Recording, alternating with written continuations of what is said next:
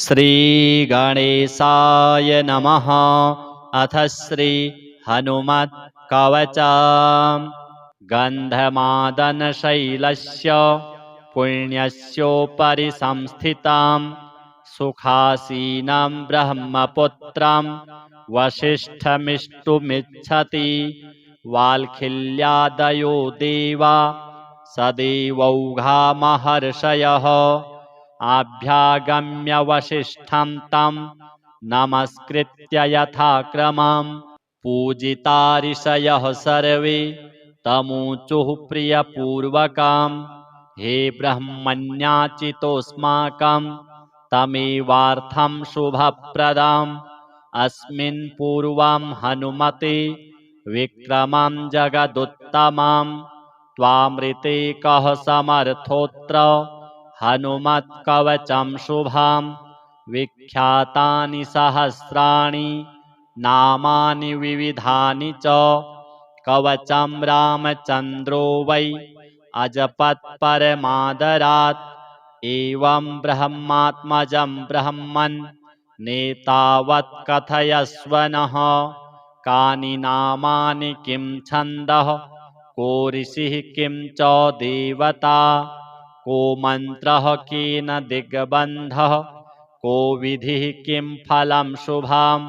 सर्वं कथय मे ब्रह्मन् कवचेन समन्वितम्। इत्युक्तो मुनिवाक्यं तु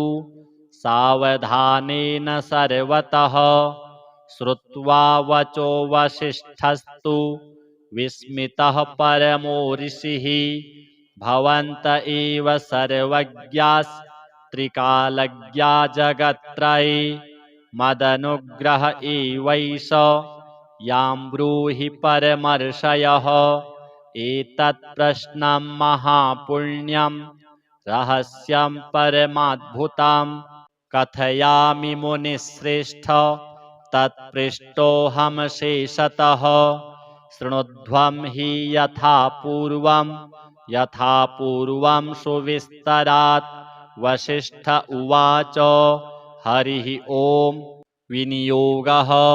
अस्य श्री हनुमत् दिव्यकवचस्तोत्रमन्त्रस्य अनुष्टुप् छन्दः। श्रीराम ऋषिः श्रीहनुमान् देवता आञ्जनेयेति शक्तिः वातात्मजेति दैवतां बीजं श्रीहनुमानिति मन्त्रः। मर्कटराडिति कीलकं वज्रकायेति कवचं बलवानिति योनिः दंष्ट्रायुधेति अस्त्रं हृदयादिन्यासः। अञ्जनासूनवे नमः इति हृदये रुद्ररूपाय नमः शिरसे स्वाहा। वायुसुतायेति शिखायै वषट् अग्निगर्भाय नमः कवचाय होम्। रामदूताय नमः नेत्रत्रयाय वषट् ब्रह्मास्त्रस्तम्भनायेति अस्त्राय फट्। अथ ध्यानम् ध्यायेद्बालदिवाकरद्युतिनिभां देवारिदर्पापहां देवेन्द्रप्रमुखं समस्तयशसं देदीप्यमानं रुचा सुग्रीवादिसमस्तवानरयुतं सुव्यक्ततत्त्वप्रियं संरक्तारुणलोचनं पवनजं पीताम्बरालङ्कृताम्। अथ कवचं प्राच्यां वज्रतनुः पातु आग्नेयामग्निनाजितः याम्यां पात्वञ्जनीपुत्रो शोकघ्नः पिङ्गलेक्षणः। नैररित्यां पातु दैत्यघ्नो वारुण्यामब्धिलङ्घनः। वायव्यां वायुजः पातु प्रयत्नेनोत्तरादिशः। पातु लक्ष्मणशोकघ्नो गमनः सर्वदा महान्।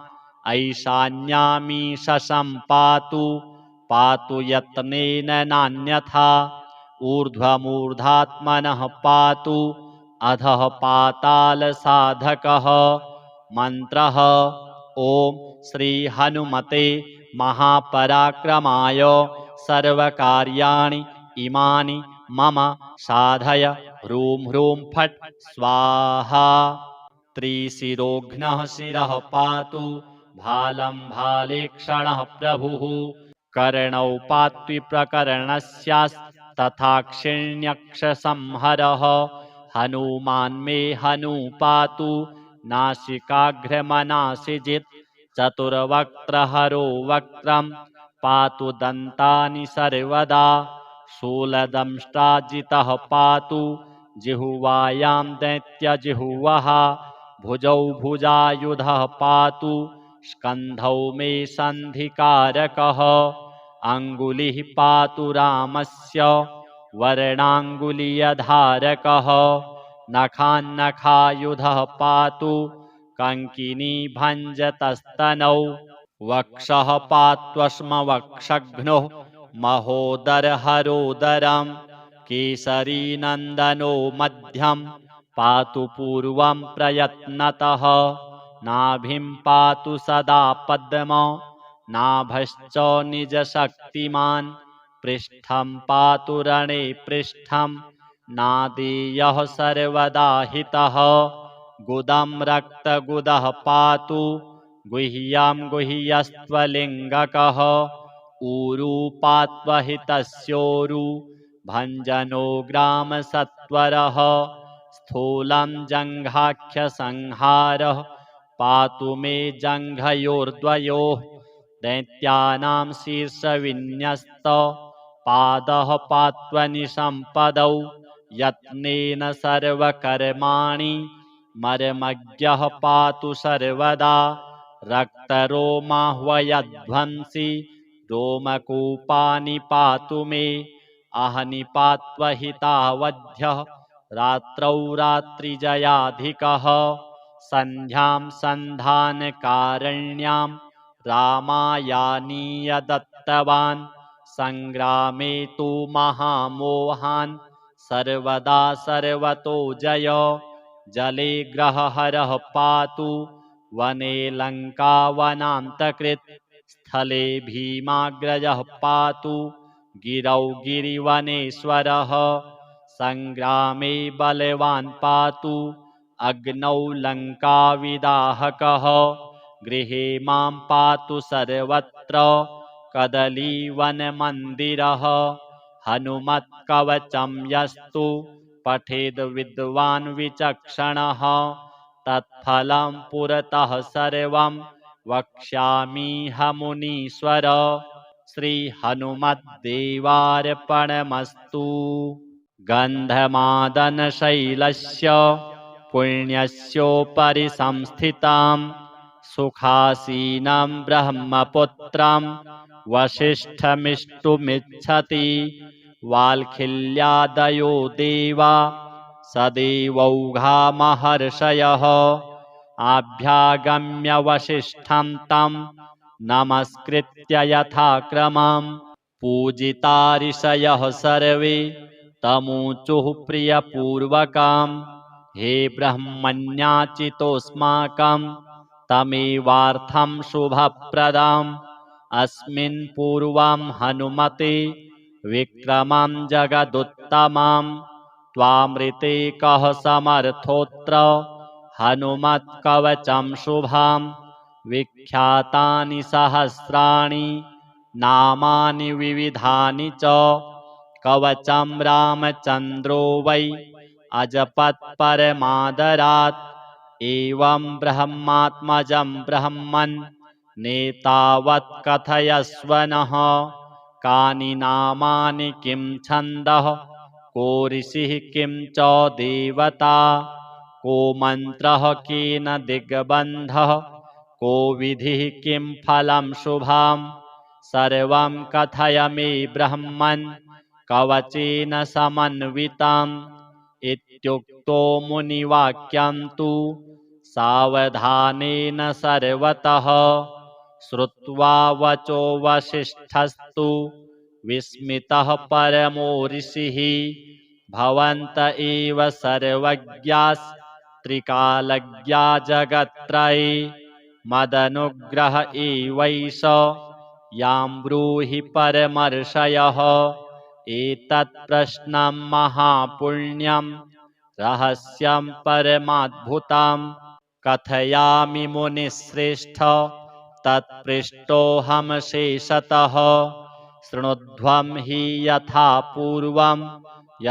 पूर्वं सुविस्तरात् वसिष्ठ उवाच हरिः ओम् विनियोगः अस्य श्री हनुमत् दिव्यकवचस्तोत्रमन्त्रस्य अनुष्टुप् छन्दः श्रीराम ऋषिः श्रीहनुमान् देवता आञ्जनेयेति शक्तिः वातात्मजेति दैवतां बीजं श्रीहनुमानिति मन्त्रः मर्कटराडिति कीलकं वज्रकायेति कवचं बलवानिति योनिः दंष्ट्रायुधेति अस्त्रं हृदयादिन्यासः अञ्जनासूनवे नमः इति हृदये रुद्ररूपाय नमः शिरसे स्वाहा वायुसुतायेति शिखायै वषट् अग्निगर्भाय नमः कवचाय होम रामदूताय नमः नेत्रत्रयाय वषट् ब्रह्मास्त्रस्तम्भनायेति अस्त्राय फट् अथ ध्यानम् ध्यायेद्बालदिवाकरद्युतिनिभां देवारिदर्पापहां देवेन्द्रप्रमुखं समस्तयशसं देदीप्यमानं रुचा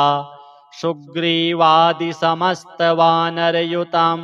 सुव्यक्ततत्त्वप्रियं संरक्तारुणलोचनं पवनजं पीताम्बरालङ्कृताम् अथ कवचां प्राच्यां वज्रतनुः पातु आग्नेयामग्निनाजितः याम्यां पात्वञ्जनीपुत्रो शोकघ्नः पिङ्गलेक्षणः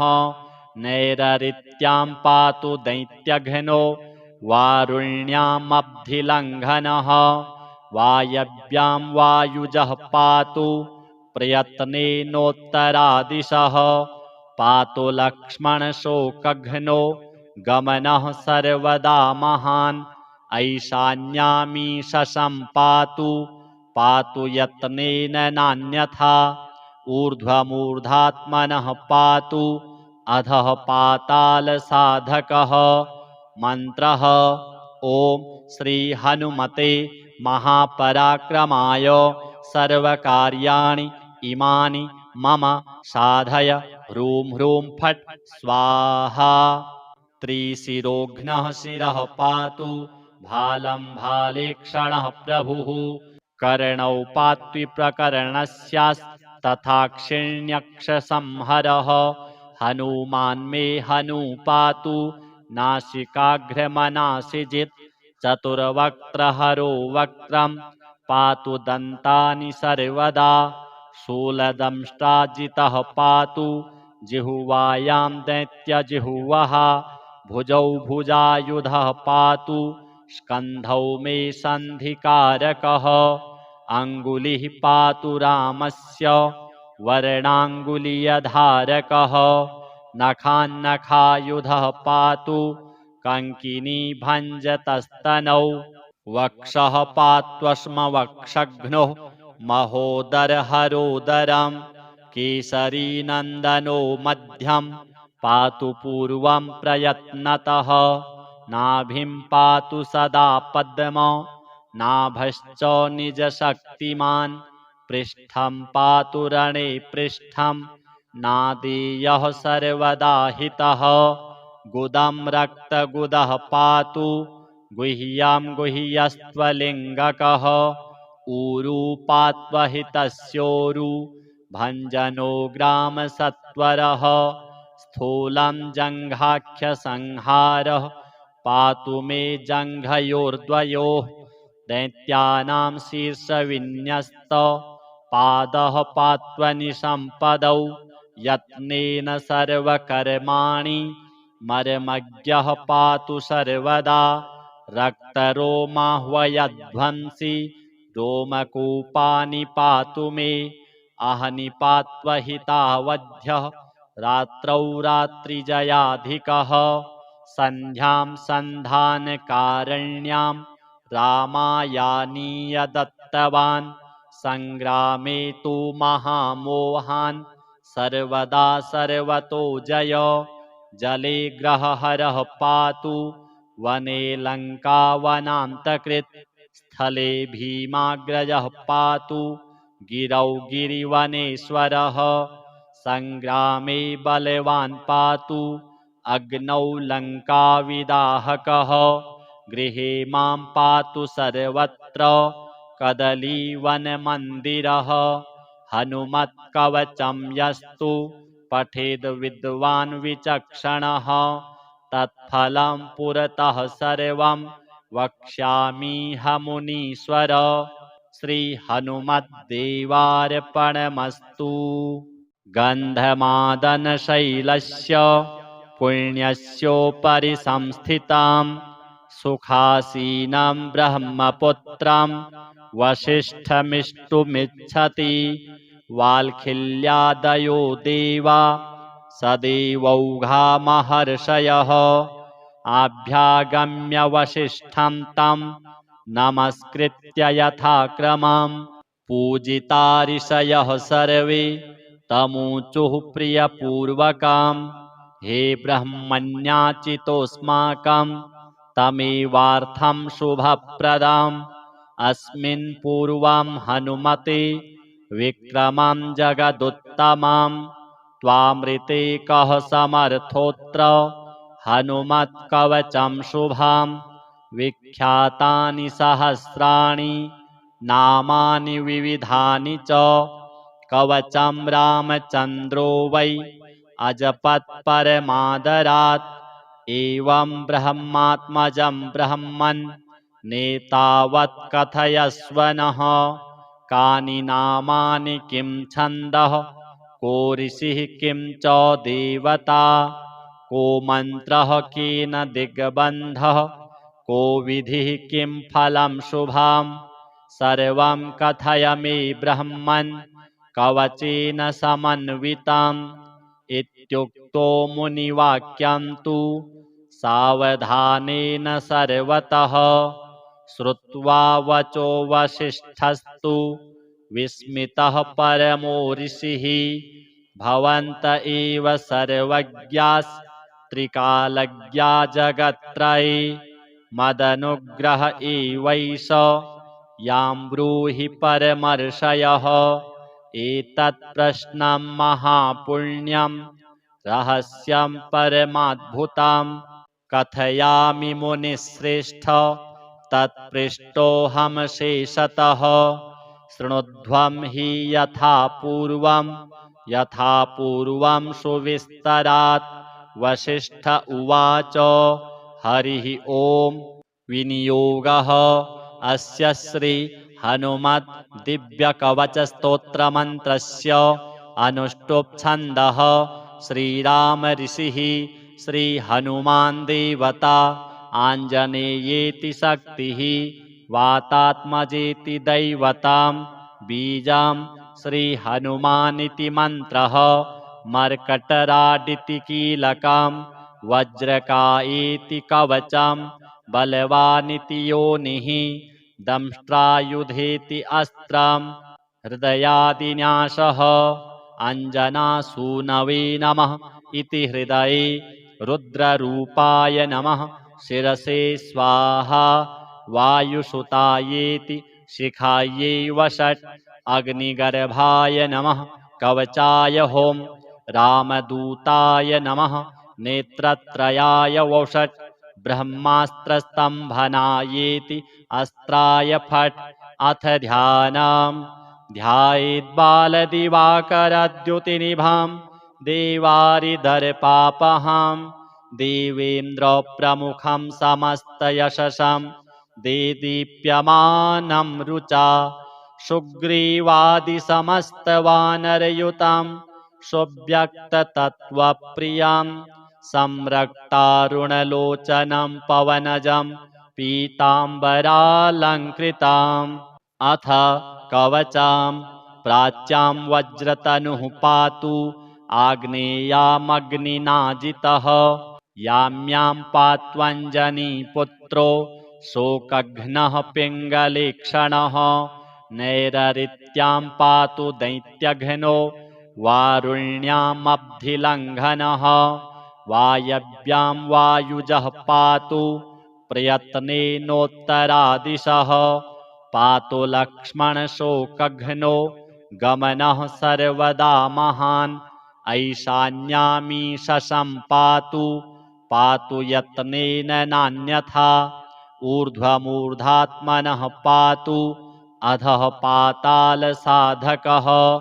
मन्त्रः ॐ श्री हनुमते महापराक्रमाय सर्वकार्याणि इमानि मम साधय ह्रूं ह्रूं फट् स्वाहा त्रिशिरोघ्नः शिरः पातु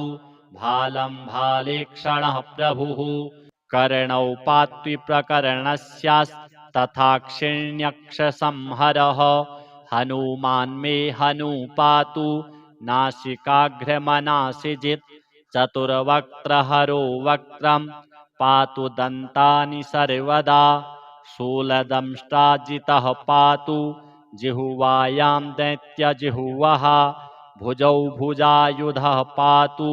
स्कन्धौ मे सन्धिकारकः अङ्गुलिः पातु रामस्य वर्णाङ्गुलीयधारकः नखान्नखायुधः पातु कङ्किनी भञ्जतस्तनौ वक्षः पात्वश्मवक्षघ्नो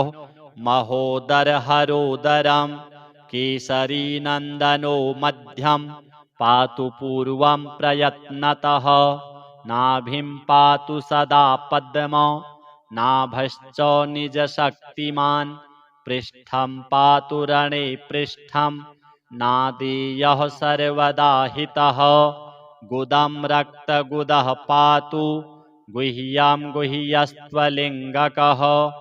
ऊरू पात्वहितस्योरु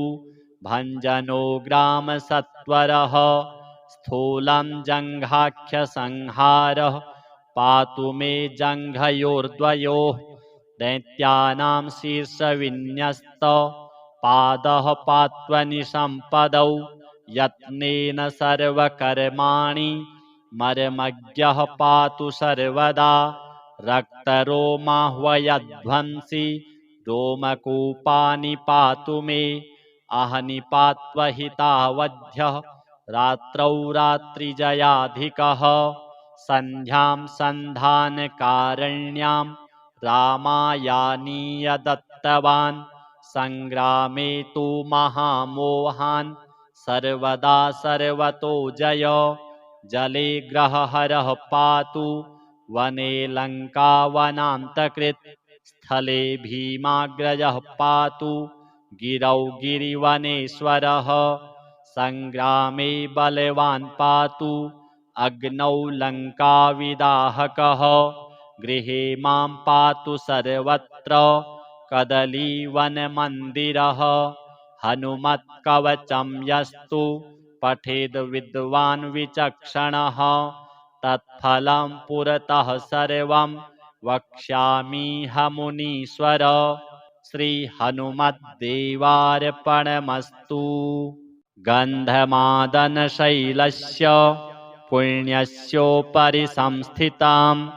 सुखासीनं ब्रह्मपुत्रं वसिष्ठमिष्टुमिच्छति वाल्खिल्यादयो देवा सदेवौघामहर्षयः आभ्यागम्य वसिष्ठं तं नमस्कृत्य यथाक्रमं पूजिता ऋषयः सर्वे तमूचुः प्रियपूर्वकं हे ब्रह्मण्याचितोऽस्माकं तमेवार्थं शुभप्रदम् अस्मिन् पूर्वं हनुमते विक्रमं जगदुत्तमं त्वामृते कः समर्थोऽत्र हनुमत्कवचं शुभं विख्यातानि सहस्राणि नामानि विविधानि च कवचं रामचन्द्रो वै अजपत्परमादरात् एवं ब्रह्मात्मजं ब्रह्मन् नेतावत् कथयस्व नः कानि नामानि किं छन्दः को ऋषिः किं च देवता को मन्त्रः केन दिग्बन्धः को विधिः किं फलं शुभां सर्वं कथय मे ब्रह्मन् कवचेन समन्वितम् इत्युक्तो मुनिवाक्यं तु सावधानेन सर्वतः श्रुत्वा वचो वसिष्ठस्तु विस्मितः परमो ऋषिः भवन्त एव सर्वज्ञास्त्रिकालज्ञा जगत्त्रये मदनुग्रह एवैष यां ब्रूहि परमर्षयः एतत् प्रश्नं महापुण्यं रहस्यं परमाद्भुतं कथयामि मुनिश्रेष्ठ तत्पृष्टोऽहं शेषतः शृणुध्वं हि यथा पूर्वं सुविस्तरात् वसिष्ठ उवाच हरिः ओम् विनियोगः अस्य श्री हनुमत् दिव्यकवचस्तोत्रमन्त्रस्य अनुष्टुप् छन्दः श्रीराम ऋषिः श्रीहनुमान् देवता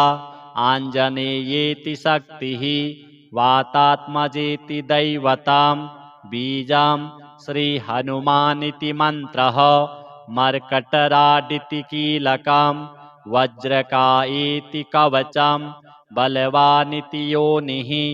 दंष्ट्रायुधेति अस्त्रं हृदयादिन्यासः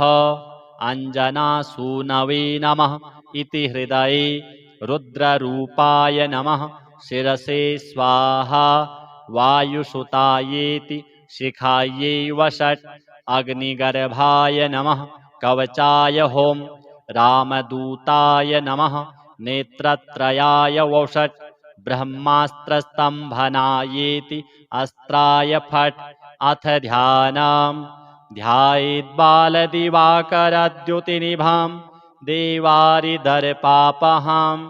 देवेन्द्रप्रमुखं समस्तयशसं देदीप्यमानं रुचा सुग्रीवादिसमस्तवानरयुतं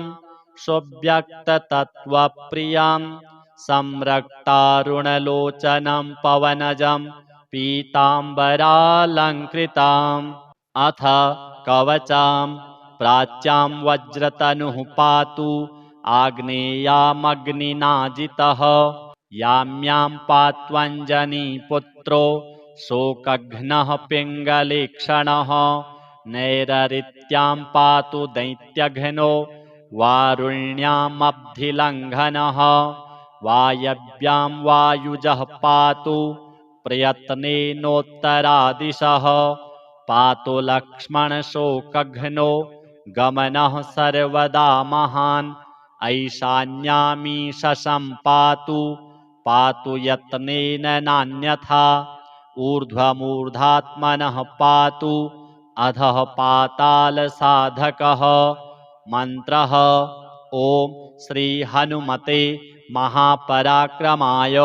सर्वकार्याणि इमानि मम साधय ह्रूं ह्रूं फट् स्वाहा त्रिशिरोघ्नः शिरः पातु भालं भालेक्षणः प्रभुः कर्णौ पात्विप्रकरणस्यास्तथाक्षिण्यक्षसंहरः हनुमान्मे हनू पातु नासिकाग्रमनासिजित् चतुर्वक्त्रहरो वक्त्रं पातु दन्तानि सर्वदा शूलदंष्ट्राजितः पातु जिह्वायां दैत्यजिह्वः भुजौ भुजायुधः पातु स्कन्धौ मे सन्धिकारकः अङ्गुलिः पातु रामस्य वर्णाङ्गुलीयधारकः नखान्नखायुधः पातु कङ्किनी भञ्जतस्तनौ वक्षः पात्वश्मवक्षघ्नो महोदरहरोदरं केसरीनन्दनो मध्यं पातु पूर्वं प्रयत्नतः नाभिं पातु सदा पद्म नाभश्च निजशक्तिमान् पृष्ठं पातु रणे पृष्ठं नादेयः सर्वदा हितः गुदं रक्तगुदः पातु गुह्यां गुह्यस्त्वलिङ्गकः ऊरूपात्वहितस्योरु भञ्जनो ग्रामसत्वरः स्थूलं जङ्घाख्यसंहारः पातु मे जङ्घयोर्द्वयोः दैत्यानां शीर्षविन्यस्त पादः पात्वनिसम्पदौ यत्नेन सर्वकर्माणि मर्मज्ञः पातु सर्वदा रक्तरोमाह्वयध्वंसि रोमकूपानि पातु मे अहनिपात्वहितावध्यः रात्रौ रात्रिजयाधिकः सन्ध्यां सन्धानकारण्यां रामायानीय दत्तवान् सङ्ग्रामे तु महामोहान् सर्वदा सर्वतो जय जले ग्रहहरः पातु वने लङ्कावनान्तकृत् स्थले भीमाग्रजः पातु गिरौ गिरिवनेश्वरः सङ्ग्रामे बलवान् पातु अग्नौ लङ्काविदाहकः गृहे मां पातु सर्वत्र कदलीवनमन्दिरः हनुमत्कवचं यस्तु पठेद् विद्वान् विचक्षणः तत्फलं पुरतः सर्वं वक्ष्यामीह मुनीश्वर श्रीहनुमद्देवार्पणमस्तु। गन्धमादनशैलस्य पुण्यस्योपरि संस्थितां सुखासीनं ब्रह्मपुत्रं वसिष्ठमिष्टुमिच्छति वाल्खिल्यादयो देवा सदेवौघा महर्षयः आभ्यागम्य वसिष्ठं तं नमस्कृत्य यथाक्रमं पूजिता ऋषयः सर्वे तमूचुः प्रियपूर्वकं हे ब्रह्मण्याचितोऽस्माकं तमेवार्थं शुभप्रदम् अस्मिन् पूर्वं हनुमते विक्रमं जगदुत्तमं त्वामृते कः समर्थोऽत्र हनुमत्कवचं शुभं विख्यातानि सहस्राणि नामानि विविधानि च कवचं रामचन्द्रो वै अजपत् परमादरात् एवं ब्रह्मात्मजं ब्रह्मन् नेतावत् कथयस्व नः कानि नामानि किं छन्दः को ऋषिः किं च देवता को मन्त्रः केन दिग्बन्धः को विधिः किं फलं शुभं सर्वं कथय मे ब्रह्मन् कवचेन समन्वितम् इत्युक्तो मुनिवाक्यं तु सावधानेन सर्वतः श्रुत्वा वचो वसिष्ठस्तु विस्मितः परमो ऋषिः भवन्त एव सर्वज्ञास्त्रिकालज्ञा जगत्त्रये मदनुग्रह एवैष यां ब्रूहि परमर्षयः एतत् प्रश्नं महापुण्यं रहस्यं परमाद्भुतं कथयामि मुनिश्रेष्ठ तत्पृष्टोऽहं शेषतः शृणुध्वं हि यथा पूर्वं सुविस्तरात् वसिष्ठ उवाच हरिः ओं विनियोगः अस्य श्री हनुमत् दिव्यकवचस्तोत्रमन्त्रस्य अनुष्टुप् छन्दः श्रीराम ऋषिः श्रीहनुमान् देवता आञ्जनेयेति शक्तिः वातात्मजेति दैवतां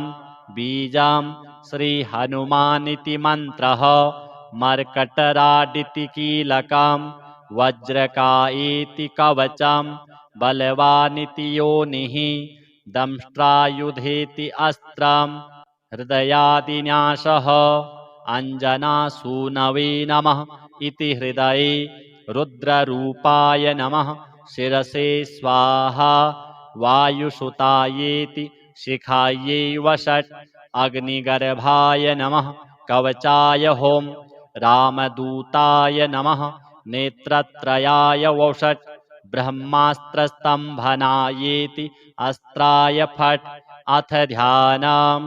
ध्यायेद्बालदिवाकरद्युतिनिभां देवारिदर्पापहां देवेन्द्रप्रमुखं समस्तयशसं देदीप्यमानं रुचा सुग्रीवादिसमस्तवानरयुतं सुव्यक्ततत्त्वप्रियं संरक्तारुणलोचनं पवनजं पीताम्बरालङ्कृताम् अथ कवचां प्राच्यां वज्रतनुः पातु आग्नेयामग्निनाजितः याम्यां पात्वञ्जनीपुत्रो शोकघ्नः पिङ्गलेक्षणः नैररित्यां पातु दैत्यघ्नो वारुण्यामब्धिलङ्घनः वायव्यां वायुजः पातु प्रयत्नेनोत्तरादिशः पातु लक्ष्मणशोकघ्नो गमनः सर्वदा महान् ऐशान्यामीशं पातु